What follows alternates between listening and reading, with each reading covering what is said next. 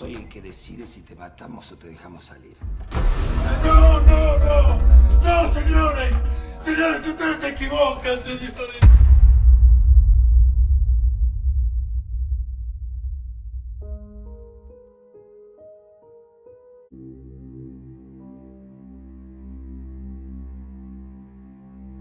En el canal ya tuvimos experiencias paranormales en colectivos y hoy no va a ser la excepción. Lo que le pasó a Claudia es realmente extraño, y no solo por lo que vio ella, sino que también el propio chofer de esta línea de colectivos confirmó de que fue real. Esto me pasó en el año 2017, más precisamente un día de invierno.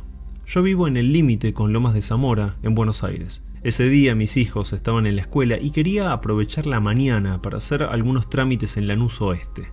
Para ir hasta mi destino tenía que tomar el colectivo 526, tanto de ida como de vuelta. Esa vez tuve la muy mala suerte de salir un poco apurada y olvidarme un papel importante e imprescindible que necesitaba para hacer estos trámites. Me di cuenta lamentablemente cuando llegué a Lanús, por lo cual, así como llegué, tuve que emprender la vuelta. Estaba esperando el colectivo en la estación, yo era la primera en la fila. Más allá de este percance del papel, el día era de lo más normal, nada extraño. Jamás me imaginé lo que estaba por vivir. Cuando llega el colectivo 526, me preparo para subir y justo antes de dar el primer paso, una mujer de unos 55 años calculo, era grandota, con un tapado rojo y pelo rubio, muy llamativa, más que nada por su tapado. Me mira y me dice: «Señora, disculpe, ¿puedo subir?». La verdad no entendí por qué no hizo la cola, pero me corrí y la dejé subir sin problema, no me iba a poner a pelear por ese detalle. Atrás de ella subo yo y me siento en el segundo asiento de la fila de A1. El colectivo se llenó prácticamente, no había asientos libres y arrancó. Más o menos a las 10 cuadras, la segunda parada me parece, esta señora se levanta, me saluda muy amablemente y me agradece. Luego le avisa al chofer y se baja en la parada. Bueno, al menos se había colado, pero fue educada en agradecerme antes de irse. Quizás se me ocurrió que se sentía mal y quería sentarse lo antes posible. El colectivo siguió su recorrido. Yo tengo aproximadamente entre unos 40 y 45 minutos de viaje. No te puedo explicar mi sorpresa cuando, a las pocas cuadras, el colectivo se detiene nuevamente en una parada y dentro de los pasajeros que levanta, uno de ellos era la misma señora. Era imposible no distinguirla con el tapado que llevaba. Me quedé mirándola por un rato y estaba 100% segura de que era ella. Subió, pagó el pasaje y se sentó. Me preguntaba si esto podría ser posible. Quizás alguien la llevó en auto o moto a otro lugar y de ahí tomó nuevamente el colectivo, pero era muchísima la coincidencia. Y nuevamente, después de un tramo de recorrido, esta mujer se vuelve a bajar. Pero no pasaron muchas paradas hasta que otra vez veo subir ese tapado rojo al colectivo. Siempre estaba igual, no se la notaba ni siquiera cansada, aunque de cualquier manera era simplemente imposible que siempre se suba al mismo colectivo como lo estaba haciendo. Hasta ese momento no sabía si alguna otra persona se había dado cuenta de lo que estaba pasando. Normalmente las personas van en su propio mundo, algunos durmiendo, otros muy cansados mirando el celular o simplemente leyendo un libro. La cuestión es que estaba realmente desconcertada. No podía ser que esta mujer suba y baje tantas veces del mismo colectivo. Yo me preparo para bajar, que ya estaba llegando a mi casa. Voy para el lado de la puerta, que es la puerta de adelante del colectivo. Entonces, como que ya estaba con un poco de miedo, como un poco rara me sentía por toda la situación que había vivido. Y el chofer, claro, se ve que vivió exactamente lo mismo que yo porque él me miró a través del espejo y me dijo: «Señora, ¿usted vio lo que yo vi?». Y yo lo miré y le dije: «Sí», le digo, subió y bajó un montón de veces. Y yo lo decía bajito porque la señora estaba atrás mío y eso más me aterraba. Y yo me di cuenta que en ese momento no fui la única que vio todo eso, que hubo otra persona que se percató todo el tiempo de toda la situación que se vivió. Al llegar a la parada me despedí del chofer y bajé. Para mi sorpresa, esta mujer también bajó. El colectivo arrancó, éramos las únicas 2 personas que habían bajado. En un momento la miré y ella tenía la vista clavada en mí y me pregunta la hora. Honestamente tenía un miedo terrible mezclado con una sensación de confusión total, no entendía nada. Saqué el celular para decirle la hora y cuando vuelvo a mirarla ya no estaba más, había literalmente desaparecido. En el momento que después yo no veo más a esta señora, que empecé a mirar de un lado para el otro, estaba como que no lo podía creerlo, ahí me empezaron a temblar las piernas. Y yo tengo de la parada a mi casa, tengo media cuadra. Esa media cuadra la hice corriendo. Llegué a mi casa, me quedé, pero terriblemente nerviosa, a la noche no podía dormir, no sé, fue una experiencia horrible, la verdad, horrible.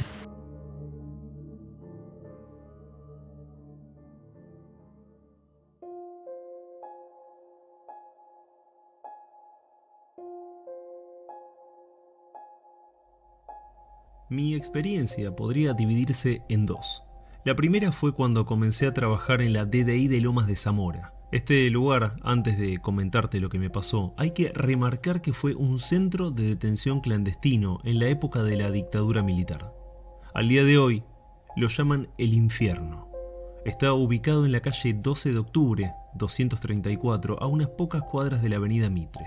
En este lugar trabajé 3 años e ingresé cuando tenía 18 años recién cumplidos. Me acuerdo como si fuera hoy que en esta dependencia estaba trabajando con un suboficial mayor, cumpliendo sus últimos años antes de jubilarse. Él, tiempo después, fue el que me confesó haber trabajado en este mismo lugar en aquellos años oscuros. Al poco tiempo, acá, hubo algo que me llamó mucho la atención. Este suboficial mayor, por algún motivo, cuando se iba a dormir, lo hacía pero a la cocina. Mis compañeros se reían, se burlaban de él y decían que tenía miedo por los fantasmas de la pieza. La pieza era una gran habitación ubicada en la terraza de la dependencia. Contaba con camas cuchetas, un amplio baño, bastantes cofres de chapa y es justamente donde se daban la mayor cantidad de situaciones extrañas. Este suboficial era bastante serio en estos primeros meses cuando arranqué y se mantenía incluso un poco distante de mí. Pero llegado un momento tomamos más confianza y me confesó el por qué no quería dormir en este lugar. Es más, ni siquiera quería subir e ingresar a la habitación.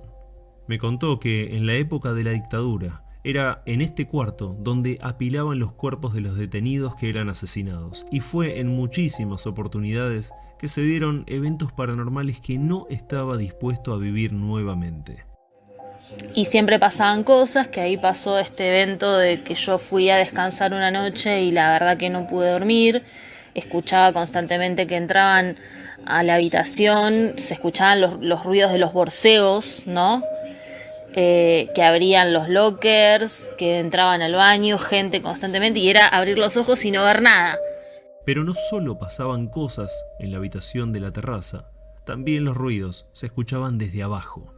Y bueno, y siempre se escuchaban ruidos. Estábamos en la guardia en el primer piso y se escuchaban como de las oficinas del primer piso se corrían las sillas, se corrían los muebles y no había nadie. Eran las 12 de la noche y ya no había personal trabajando. Este lugar funcionó como centro de detención clandestino entre los años 1976 y 1978. Fueron muchas las personas que perdieron la vida acá y seguramente estas energías aún estén ahí, manifestándose y buscando poder descansar en paz. Al día de hoy ya no funciona como dependencia policial. Desde el año 2016 es un espacio municipal de la memoria y promoción de los derechos humanos.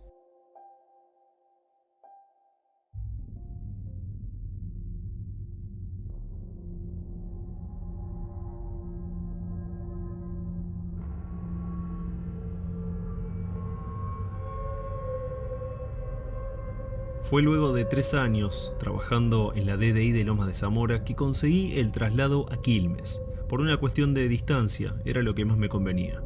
Acá trabajé hasta el año 2018 y también, como muchos otros lugares, fue un centro de detención clandestino. Quizás por esta razón se daban tantas situaciones paranormales. Puntualmente, el nombre que se le dio a este famoso edificio es el Pozo de Quilmes.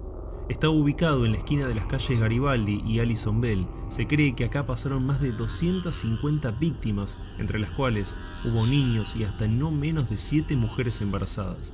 También extranjeros, entre ellos más de 30 uruguayos. Te puedo asegurar que en este lugar todo se tornó más violento que en Lomas, o al menos de esa forma lo sentí yo.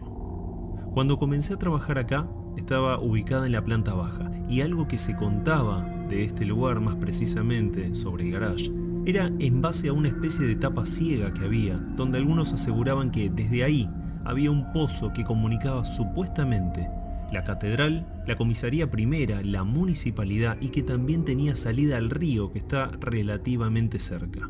Honestamente no sé si esto era así o no, pero este era el rumor entre tantos otros que se escuchaban en la dependencia.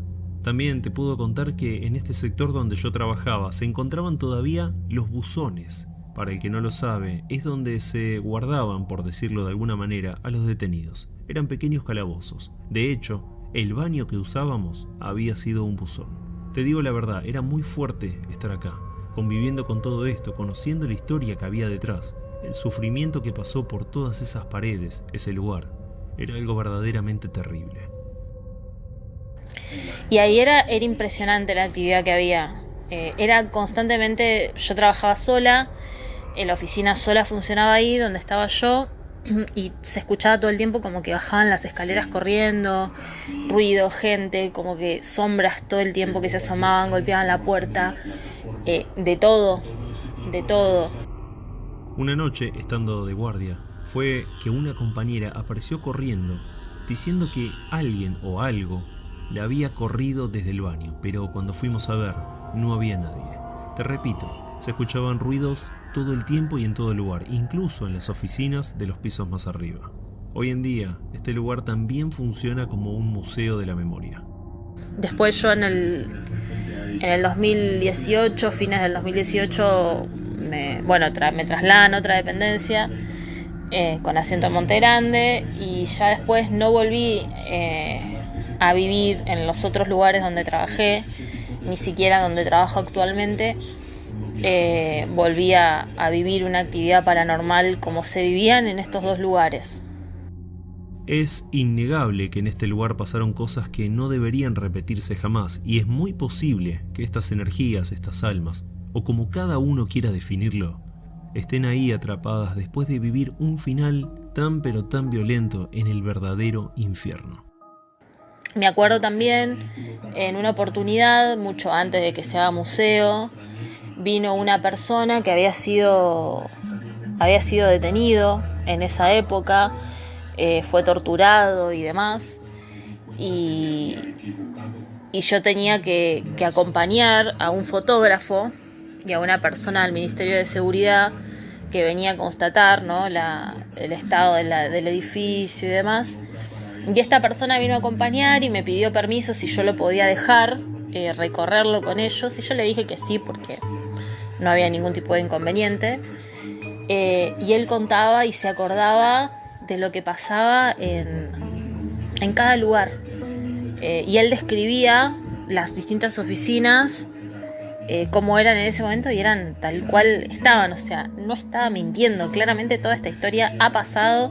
Han pasado cosas terribles en estos lugares, pero terribles. Y claro, es inevitable que no haya quedado algo, una mala energía, o como sea que se llame, o como que sea lo que quede. Gracias por haber llegado al final de este video. Espero tu comentario para saber qué opinás de las 3 historias de hoy. Les mando un fuerte abrazo a todos.